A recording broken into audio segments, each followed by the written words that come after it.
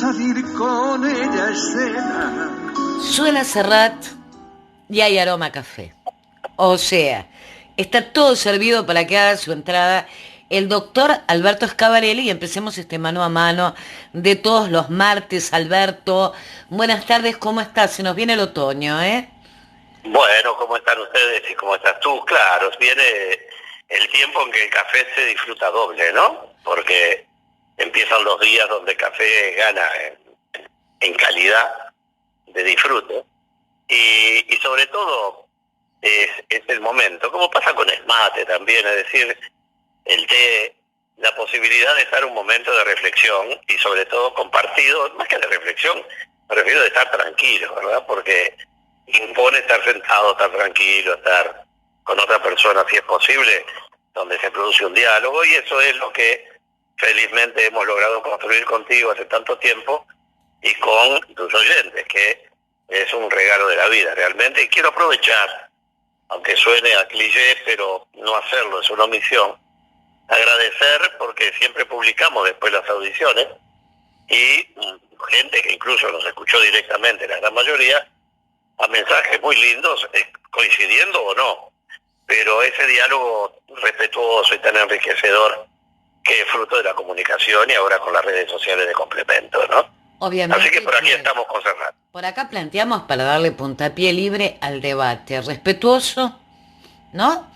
Donde entendemos que no todos pensamos iguales y del blanco a negro hay un montón de matices y de colores que obviamente entran y es bastante seductor meterlos a todos, ¿no? Tener un diálogo bien nutrido de experiencias y de voces. Bueno, están pasando tantas cosas estos días. Vos querías hablar de esta nueva presencialidad gradual en algunas escuelas. Sí, bueno, entre el blanco y el negro un arco iris entero, ¿no? Si habrá. Sí habrá. Y el milagro de que estén todos condensados en la pureza de un color blanco, ¿no? Pero el tema concreto hay varios temas, pero sin duda el de la presencialidad es un tema realmente trascendente en el mundo entero. La BBC de Londres se ocupó de hacer una investigación con los científicos de primer nivel mundial, eligiendo que ya lo hablamos la otra vez, los 8 puntos que había que cuidar enormemente como focos potenciales o reales. Y a diferencia de lo que aquí se sostiene, la BBC publica que el resumen que da de los distintos participantes es que las aulas, los centros educativos, son focos de riesgo a tener muchísimo cuidado. ¿A dónde vamos? Es que queda clarísimo, en mi opinión, que hay 2 requisitos que deben cumplirse para que la clase pueda ser presencial. La primera es material, y es el hecho de que hoy proliferan los purificadores de aire, que son equipos de relativamente bajo costo, que el Fondo COVID los puede comprar fácilmente, y los centros de enseñanza, por supuesto, los privados, y que garantizan porcentajes casi próximos al 100%, 97, 98%, por lo que hemos estado escuchando, leyendo y consultando en el exterior, el hecho de que no haya partículas contaminantes, incluido el excremento de los virus y de la bacteria. Y el otro tema que es fundamental es que no pueden haber docentes en contacto con los alumnos, ni personal educativo o vinculado a los centros educativos en contacto con los alumnos y sobre todo con los escolares, si no están con la dosis completa de vacuna y con la inmunidad correspondiente. Que una vacuna no sea obligatoria aún, porque seguramente ya es obligatoria en la medida de que uno no puede subirse a un avión, ni puede hacer muchísimas actividades en otro país si no acredita estar vacunado o con una prueba serológica. Pero está claro es que uno tiene todo el derecho a no vacunarse.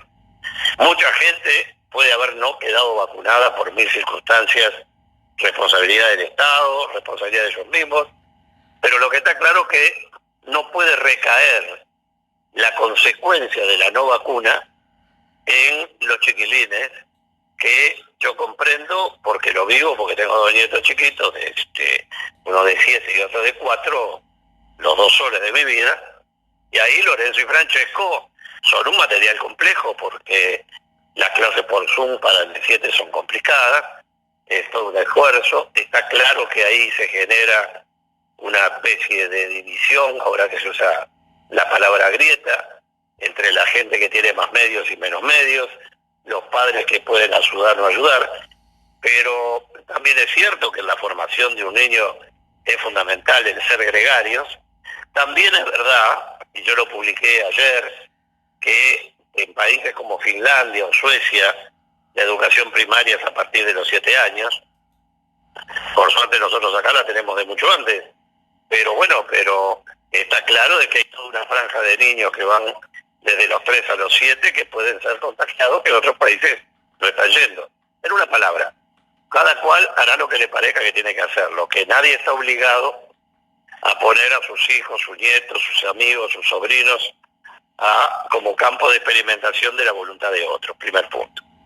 Y por otra parte, en el periodo de presencialidad, todos conocemos casos, y en algunos casos más de uno, en el que debieron hisoparse a los chiquilines y tenerlos en observación por el mero hecho de que el docente, como cualquier persona, dio positivo. Estamos en el récord mundial de contagios, prácticamente en el 100% de la P1 brasilera. Tenemos en la Argentina, la británica, y las variables que andan a la vuelta, y la terrible de la India, que hay que mirar las noticias de la India para sentir escalofrío realmente, que la gente muera asfixiada en la puerta de un hospital porque no alcanza el oxígeno. Debe ser de las cosas más terribles que uno pudiera imaginar para el siglo XXI, ¿no? Es decir, que hoy la libertad y el derecho se traduzcan en tener oxígeno para poder respirar. No, es inimaginable, es un cuento de terror que parecía imposible de creer cierto. El hecho concreto es que, muy bien, la presencialidad es muy útil, pero tienen que haber reglas claras, y la ley es objetiva respecto a la responsabilidad objetiva, que quiere decir que no alcanza, es absolutamente con presunción en contra, la responsabilidad de los responsables justamente de los centros educativos a todo nivel por lo que pase con los alumnos dentro de un establecimiento educativo. Esto me parece muy importante y hay que evitar y hay que prevenir los problemas. Y bueno, las vacaciones de julio están a un minuto. Hoy el intendente de Salto, Lima, acaba de pedir que no haya presencialidad, que se postergue hasta junio para que ya vengan las vacaciones, sí, y el nivel de inmunidad de rebaño sea mejor. Me sorprende un poco el comentario de Salud Pública sobre que como dimos la vacuna china, en una de esas no se da la inmunidad de rebaño con el 70%.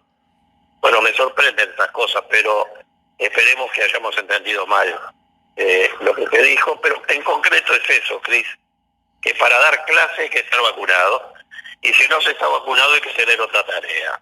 Es decir, hoy en materia de derecho laboral, si el empleador necesita para el giro de su actividad que la persona esté vacunada, no lo puede obligar, lo podrá cambiar de tarea o lo pasará a seguro de desempleo, no sé, pero está claro que el derecho de alguien de no vacunarse no torna en obligatorio para el resto exponerse al riesgo de convivir con un no vacunado.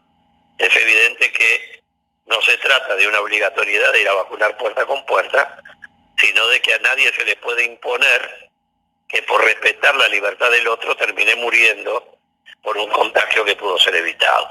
Nada más prioritario que cuidar a los chiquilines, y si es grave para un niño no ir a clase, es terrible para toda su vida venir contagiado y terminar infectando a algún familiar. Por lo tanto, seamos sensatos. Hoy acabo de escuchar y de leer que el director de la Educación Nacional, Rosler Silva, una persona que conozco toda la vida y aprecio, acaba de decir que el 72% de los docentes, ahora tiene la duda si era 72 o 78% de los docentes están vacunados, bueno, lo cual significa que hay un 20% largo que no lo está.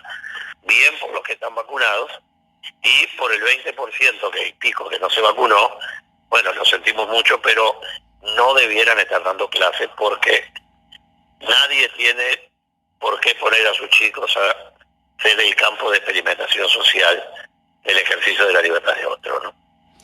Bueno, por ahí un tema delicado, ¿no? Que se plantea, que no está en el debate público por estas horas, pero obviamente no hablamos de titulares, no hablamos de pensar juntos y la dejamos ahí para que todos y todas también puedan pensarlo desde su lugar, ¿no? Desde su lugar, desde su familia, desde su protagonismo en este tema. Así que por ahí este tema, ¿te parece? Esa es la idea. Yo creo que el tema es anticiparnos o ver lo que está pasando en otras partes del mundo para traerlo y ponerlo en el debate arriba de la mesa, porque todo esto va a tener luego consecuencias con demandas civiles que pueden afectar a una institución y dar la vuelta. Es decir, que todo esto no está terminando, es el principio del fin de otras cosas, de unos temas, y es el comienzo de otras cosas. Entonces, todas las medidas de protección son importantísimas, y bueno, es nuestro deber poner los temas, como después de reflexionarlos, a consideración de todos. Y cómo no va a aprovechar uno esta oportunidad, ¿verdad? Bueno, ahora vamos a algunos titulares que tienen que ver con lo ocurrido con el ex ministro de Desarrollo Social, comunicado por Twitter.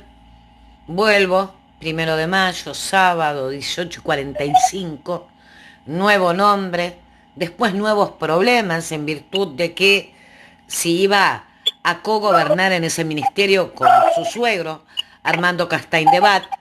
Ahora, bueno, Castaing-Debat deja el ministerio. Ha sido toda una polémica de 24 horas. Sí, ha sido todo un tema. Yo no tenía ninguna duda que el suegro de Lema fuera a quedar, era imposible, digo, no hay riesgos que son innecesarios correrlos, ¿verdad? Aunque quiero quebrar una lanza de que está claro que esos cargos que no generan la condición de empleado público y no afectan el derecho de otras personas, que entran y salen con el jerarca que los nombra, etcétera. Bueno, aquí lo que importa es que cuando a alguien le toca una responsabilidad pública, cuente con lo que tenga de mayor capacidad y más confianza al lado, que fue lo que hizo el doctor Vázquez cuando eligió a su hermano para estar en la prosecretaría, por ejemplo. Que no existía esta norma, ¿no? La norma que prohíbe el hecho de que haya un vínculo de hasta segundo grado. Es un poco, es medio jurídica la cosa del todo, pero en el caso hay dos tipos de parentesco: el sanguíneo, que es el padre, hijos, nietos, etcétera, hermanos, y lo que se llama ese parentesco político que llamamos coloquialmente, que la afinidad se llama en derecho, y que justamente también tiene los mismos grados en el que se viaja hasta el vínculo común, y en este caso hay un parentesco de primer grado, porque es como si fuera el hijo político, por lo tanto, entre él y su suegro hay un solo escalón. Hay dos escalones con respecto al cuñado, para tenerlo claro, ¿no?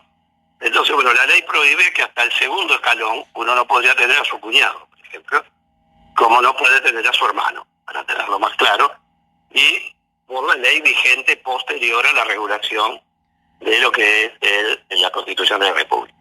Pero yendo al tema, digo, era evidente que no iba a exponerse a una situación de este tipo, no aportaba nada, y lo que importa mucho más es, todavía no sabemos con qué filosofía se viene, digo, ¿verdad? Porque no hay duda que Bartel era un hombre vinculado a lo social, más allá de estar a favor, en contra, no estoy haciendo un juicio de valor.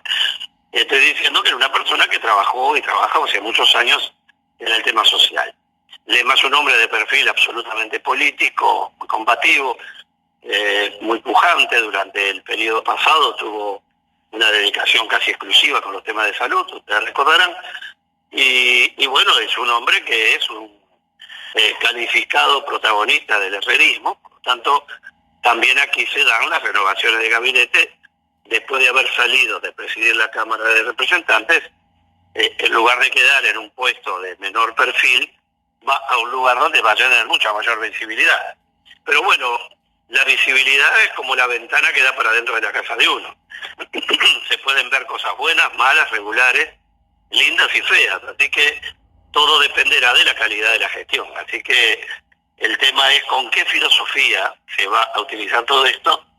Yo debo decirlo porque a mí me duele muchísimo lo del Sistema Nacional de Cuidados.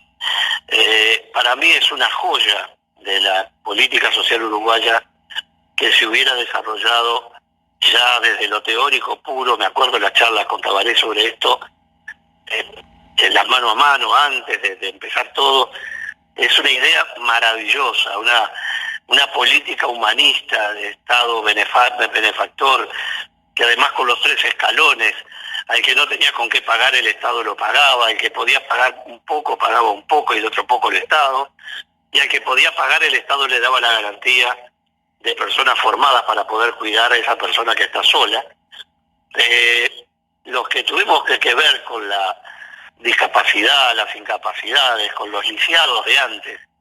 Mi padre, que era un lisiado motriz, como se llamaba en aquella época, y tenía un carnet que así me decía. Bueno, lo que hubiera significado para papá era para el Tito haber tenido una asistencia de ese tipo y no depender de mi mamá y de todos, porque no hay duda que en los tiempos de hoy, que no son los de ayer, siempre tiene que haber alguien ocupándose de una persona de esa forma, o de lo contrario tener que ir a un hogar donde pagando o lo cuiden. Bueno, esto permite que mucha gente se mantenga en su propia casa, cuidado, asistido, y si es verdad que se está afectando ese programa, yo sinceramente me siento profundamente triste, porque las cosas buenas hay que profundizarlas. Si a uno no le gusta como está, hay que cambiarlas, pero suprimirlas, lo que se suprime no es de mejorar, porque no hay un día después para un programa de ese tipo. Pero bueno, veremos con qué instrucciones viene el EMA a ejercer este cargo. Abramos una cuota de expectativa. Está claro que hay una filosofía política que todos conocemos, por lo tanto no creo que vaya a ser una línea diferente a lo que se ha visto en otras cosas, pero quizás sí. Por lo tanto, lo peor es prejuzgar.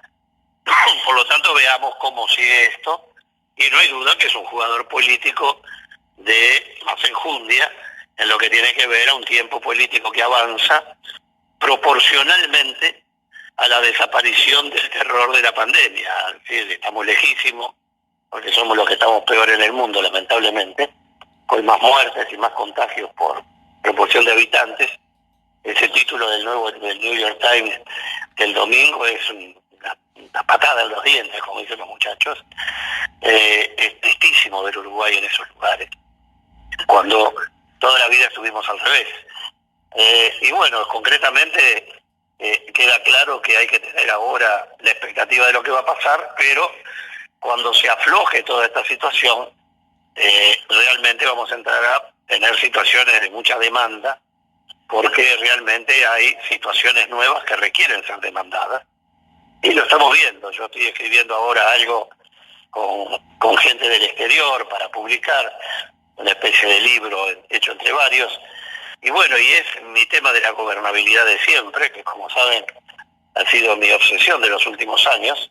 Y lo que vimos en Colombia, en Cali, en Bogotá, en Cali, lo que vimos en tantas ciudades europeas este 1 de mayo, es el primer paso de la vuelta a un proceso crítico y complejo, muchos fruto de la propia pandemia y otro de las clases medias enojadas, como decía y dice nuestro querido amigo Enrique Iglesias, que es una definición muy clara de las pérdidas de expectativa que todo esto está trayendo y que ya venían gestándose antes de la pandemia. Vamos a ver, es fácil imaginar lo que va a ser después, con tantos caminos que han quedado frustrados. Así que veremos qué pasa con este ministerio, que es clave, que tiene un dato que es el más importante de todos. Tiene un banco de datos que muy pocos países del mundo lo tienen. Y ya que hablo de banco de datos, voy a hacer un comentario al pasar de un nivel de, iba a decir irresponsabilidad, pero bueno, ya está dicho. los comentarios, hay algo que en un país no puede pasar, en Uruguay jamás, y es una crítica de poner en duda al Instituto Nacional de Estadísticas. Y voy a decir por qué. El Uruguay tiene un porcentaje altísimo de su deuda externa, que en lugar de estar en dólares, está puesto en unidades indexadas. ¿Qué quiere decir eso? ¿Qué quiere decir eso? Que la unidad indexada es la inversión que hace alguien del exterior y en lugar de hacer el préstamo en dólares, hace letras de tesorería o compra letras de tesorería o bono del tesoro en unidades indexadas, que vienen a ser pesos indexadas por el índice de precios, ¿verdad? Bueno, ese número, ese valor, lo fija justamente el Instituto Nacional de Estadísticas, con el Banco Central y todo lo demás, pero lo que da el número oficial es el INE. Por eso, cada vez que alguien discute cosas de este tipo, para ver si están bien contados tales o cuales, está cometiendo un error gravísimo sin quererlo, en la confiabilidad del país. Recordemos lo que le pasó a Argentina, cuando su instituto, el INDEC, parecido a este, que es igual, con el mismo cometido, fue tachado en el mundo como un órgano no confiable. Pues yo quiebro una lanza radical en favor del INE. Quiero felicitar al director actual, que fue muy claro en la participación en el Parlamento, reconociendo la calidad técnica, y que dijo un argumento que me pareció formidable, que para poder hacer un acto irregular en las mediciones, tendrían que ponerse de acuerdo en cometer ese delito por lo menos 50 técnicos dentro del ministerio, dentro de la unidad. Es una unidad directamente, es una unidad ejecutora del Ministerio de la Presidencia de la República, por lo tanto está bajo la responsabilidad política y jurídica directa del Presidente de la República. Una maniobra allí, como ni el secretario, ni el prosecretario, ni el director de OPP, ni el director de Servicio Civil, ni el director de el INE o tantos otros no son interpelables. El único que está en la línea de fuego es el juicio político del Presidente de la República. Por lo tanto, es muy delicado hacer comentarios sobre esos temas y sobre todo en medio de un cambio de modo de medición. Pero una cosa es discutir y otra cosa es poner en tela de juicio, ¿no?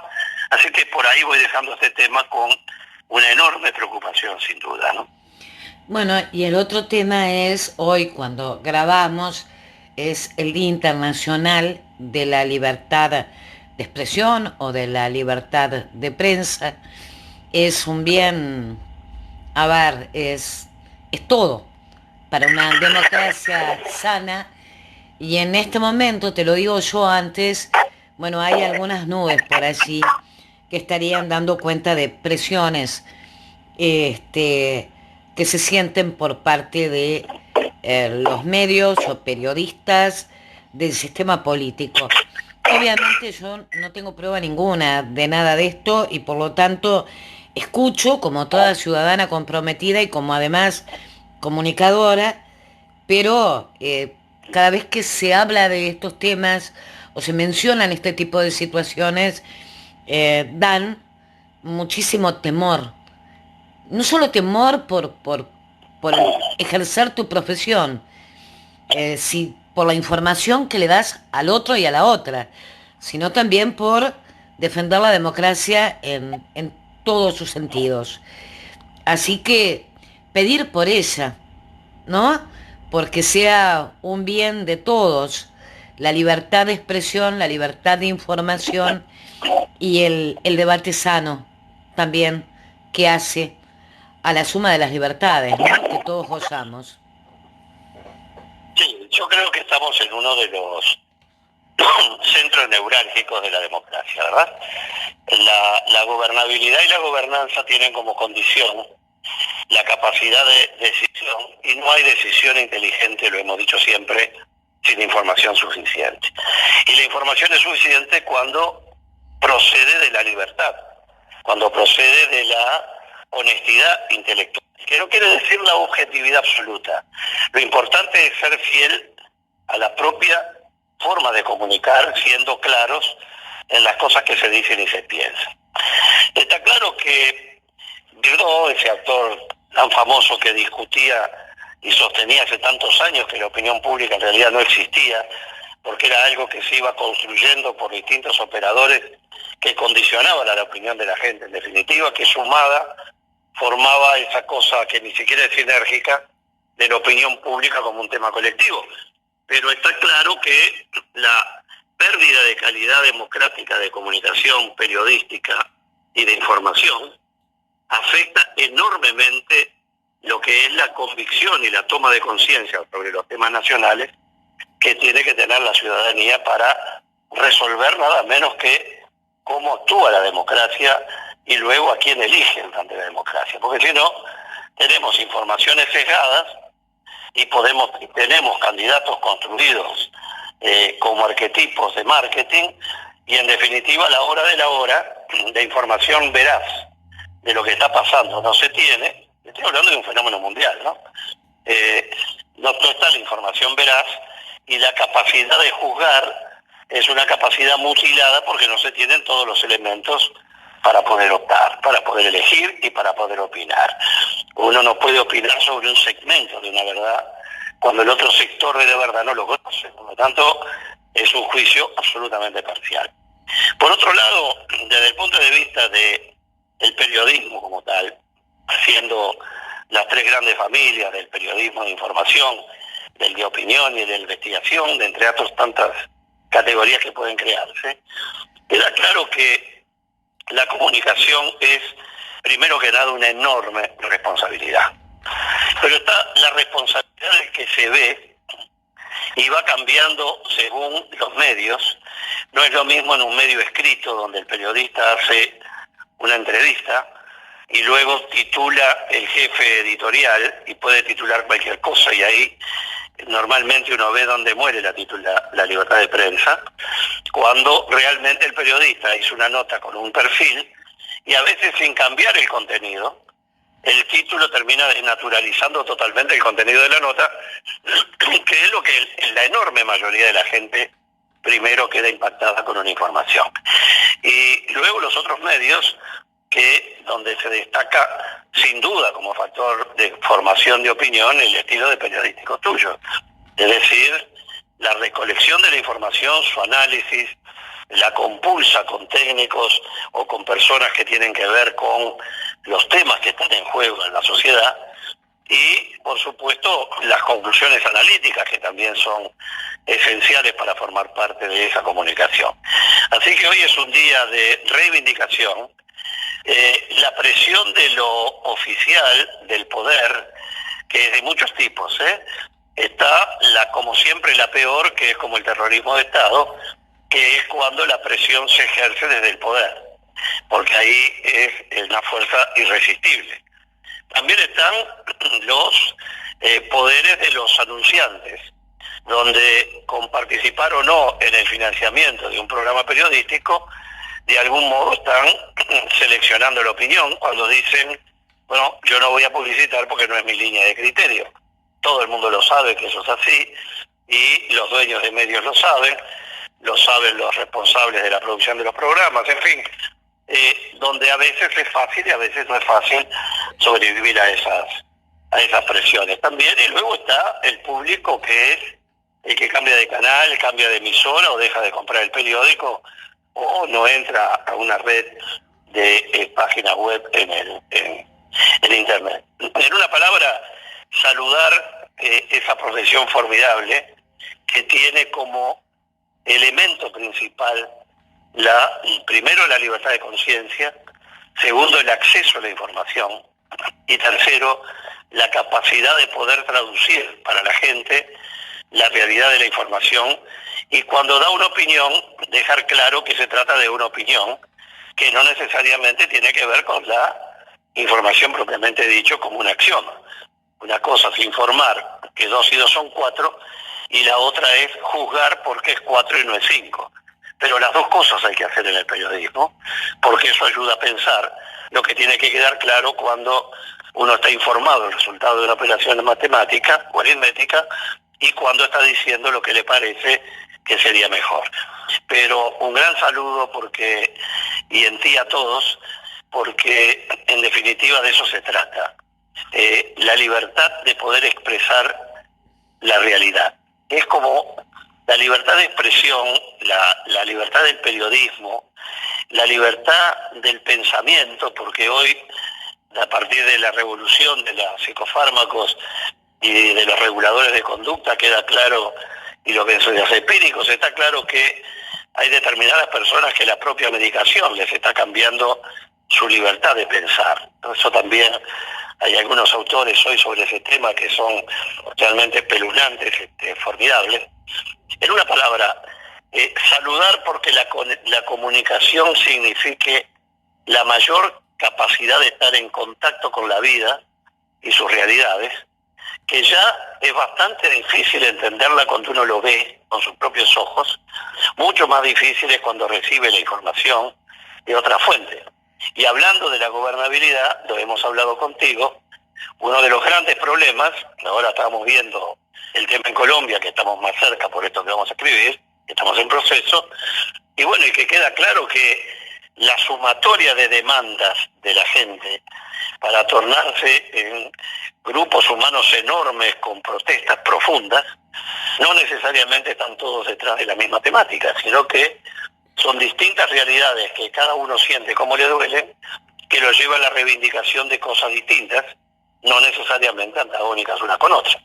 Así que saludemos este día y sobre todo tan importante la educación, porque en definitiva la información tiene que tener un receptor y el receptor tiene que tener la mayor capacidad de cultivo intelectual para poder ir separando la paja del trigo y saber dónde realmente está lo valioso, lo importante, lo auténtico en este tiempo de tantas artificialidades construidas, ¿no? Claro, y a veces vamos a informar cosas que a unos les gusten y a otros no. Y eso está De eso se trata. dentro del respeto, ¿no? De eso se trata, Cris. Y hay un riesgo más. Tiene una expresión muy grotesca, que no corresponde, pero pongámosle fruta en mal estado para no tener que decir otra cosa. Pero también es cierto que la contrainformación no es solo un fenómeno de inteligencia superior de los sistemas de inteligencia de un país. El tirar una información como verdadera y todos correr detrás de esa información también significa muchas cosas, que es otra de las claves de la democracia, que es la construcción de la agenda política. ¿Cómo se construye la agenda política, la agenda periodística? Es realmente un factor de poder poderosísimo en una sociedad, porque es la que genera el foco de atracción de la atención pública, cuando por detrás pueden estar pasando otras cosas muchísimo más graves que quedan soterradas en la alaraca del momento o en los fuegos artificiales del momento, ¿no? Bueno, Alberto, te mando un abrazo enorme y nos reencontramos la próxima semana. Veremos qué pasa en el correr de todos estos días, ¿no?